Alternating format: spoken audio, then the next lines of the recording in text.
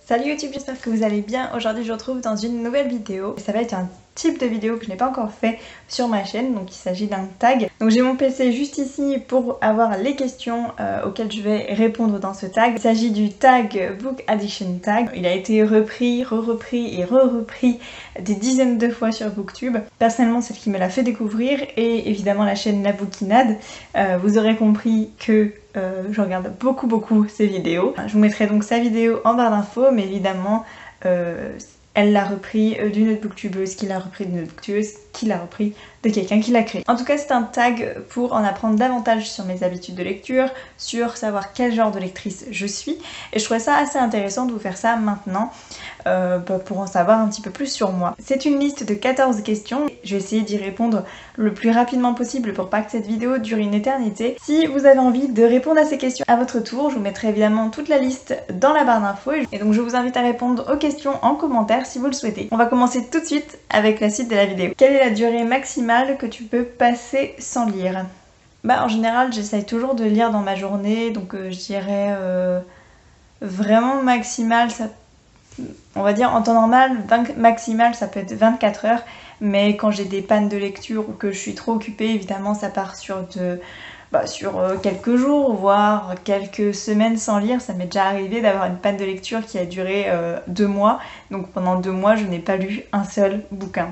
Mais là actuellement je dirais 24 heures sans lire. Si vraiment j'ai passé une journée sans lire, c'est qu'il y a quelque chose qui va pas, ou que j'ai une journée qui était hyper compliquée, hyper fatigante, et que du coup j'ai pas eu le temps de lire, mais sinon c'est 24 heures. Combien de livres, e-book ou papier emportes-tu avec toi à tout moment? Je suis le genre de personne qui n'arrive à lire qu'un seul livre à la fois. Donc j'en ai qu'un seul que j'emporte tout le temps avec moi. Ma lecture en cours vient tout le temps avec moi, partout. Alors, gardes-tu tous tes livres achetés ou reçus, ou aimes-tu t'en séparer et faire de la place pour les nouveaux? Je vends ou je donne des livres que j'ai achetés, mais c'est vraiment sur des critères très précis. Soit c'est une histoire que j'ai lue mais que je n'ai pas aimée, et sinon ça peut être des livres qui sont là depuis longtemps et que je sais pertinemment que je ne les lirai jamais. Mais en général je me débarrasse des livres pour faire de la place pour les nouveaux. Combien de temps passes-tu en librairie en moyenne? Alors ça serait moi, je changerais la question et je mettrais combien de temps passes-tu en bibliothèque en moyenne, puisque je suis une fervente consommatrice de livres, mais en bibliothèque et non en librairie. C'est-à-dire que librairie, je peux passer des mois sans y aller et sans acheter un seul livre, du moment que j'ai la possibilité d'aller en bibliothèque une à plusieurs fois par mois en fait. Après, quand je suis en librairie, en général, je sais ce que je veux, donc j'y reste très peu de temps, parce que un livre coûte cher, et si je me laisse tenter par plein de livres, ça va me coûter très vite cher. Donc en général quand j'y vais, c'est parce que j'ai une idée précise de ce que je veux, et que voilà, je passe pas plus de 10-15 minutes dans la librairie, parce que je ne veux pas me laisser tenter par d'autres ouvrages que je n'ai pas nécessairement besoin. Quand je suis en bibliothèque, je peux facilement passer 30-40 minutes quand j'y vais. Combien de temps par jour passes-tu à lire? J'essaye depuis 2-3 mois de lire 1 heure par jour. Minimum. À quel moment de la journée préfères-tu lire? C'est évidemment le matin que je préfère lire. Je sais pas, je trouve ça reposant de lire le matin. Ça me permet de commencer la journée avec quelque chose que j'aime faire en fait.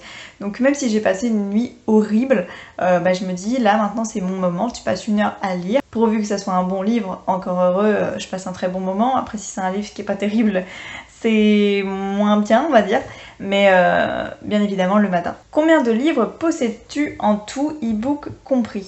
Alors, je n'ai pas de e-book, donc comme ça c'est bon, ça c'est fait. Après, de livres que je possède, j'en ai pas tant que ça. De livres qui sont vraiment à moi, je pense que j'en ai 35, j'en ai compté 35 à peu près, sans compter les mangas. Mais de livres vraiment qui m'appartiennent à moi, j'en ai pas tant que ça, et comme je lis énormément en bibliothèque, enfin que j'emprunte énormément en bibliothèque, c'est vrai que du coup je ne les garde pas, et que ma bibliothèque en fait n'est pas représentative du nombre de livres que je peux lire. Emmènes-tu souvent le sujet de la lecture des livres dans une conversation? pas forcément. Je travaille dans un univers où les gens n'aiment pas forcément ça, la lecture, donc j'aime pas forcer les gens à parler de livres ou quoi que ce soit. Je sais que c'est ma passion à moi, ça me dérange pas de mettre le sujet sur le tapis quand je sais qu'en face ça va répondre ou que ça ne dérange pas. Quel est ton plus gros livre lu en nombre de pages ? Je crois bien que c'est Harry Potter et l'Ordre du Phénix, un peu comme tout le monde je crois. Pour le moment c'est celui-là, un livre qui fait un peu plus de 1000 pages. En tout cas depuis que j'ai lu la saga Harry Potter, j'ai un rapport au livre qui est très différent et surtout à la grosseur des livres. Avant, de voir un livre qui faisait plus de 400 pages m'effrayait à tout prix, alors que maintenant un livre de 900 pages ne me fait pas peur du tout, et même je trouve que du coup ça donne plus envie parce que tu te dis que l'univers est vraiment bien expliqué, bien ficelé, est assez complexe, donc intéressant. Enfin voilà, donc maintenant voir un livre qui fait beaucoup de pages ne me fait pas peur du tout, voir une bricasse ça ne me fait pas peur, ça ne m'effraie pas. Donc je vais certainement battre ce record dans les années à venir, mais en tout cas pour le moment le plus gros livre que j'ai lu c'est Harry Potter et l'Ordre du Phénix. Y a-t-il un roman que tu devais avoir à tout prix? Recherche en librairie, en ligne, ou harceler un auteur? Oula. Alors non, pas spécialement.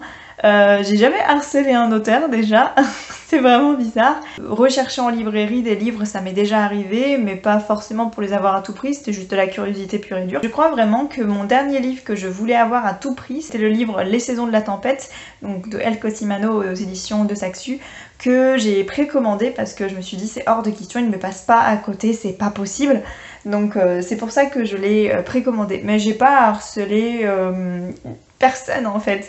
As-tu déjà lutté pour finir un roman car tu refusais de l'abandonner? Oui. Oui, clairement.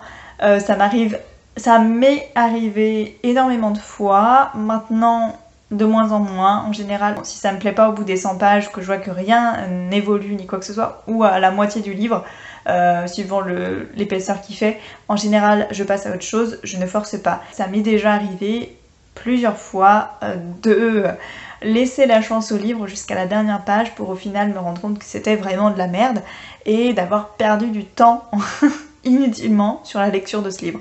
Quels sont tes 3 plus importants objectifs littéraires en 2021? J'en ai aucun. Tout simplement parce que j'ai décidé que cette année 2021 j'allais me faire plaisir.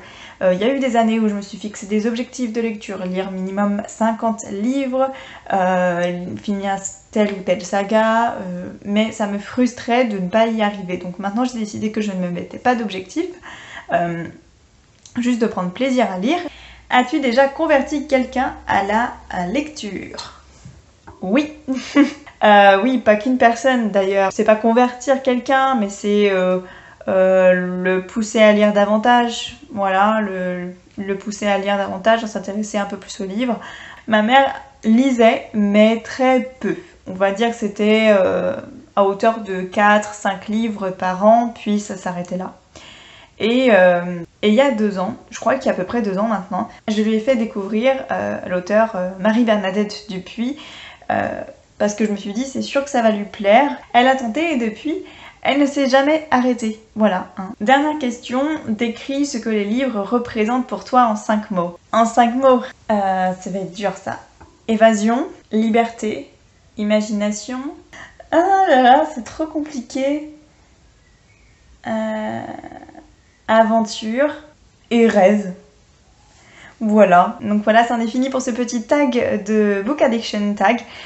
Donc j'espère que ça vous a plu et que ça vous a aussi intéressé d'en savoir un peu plus sur moi, mes habitudes de lecture et tout ça. Si ce type de vidéo vous intéresse, évidemment j'essaierai d'en refaire d'autres. Si vous avez des questions en rapport avec les livres et mes habitudes de lecture, je vous invite à me les poser en commentaire et j'y répondrai avec plaisir.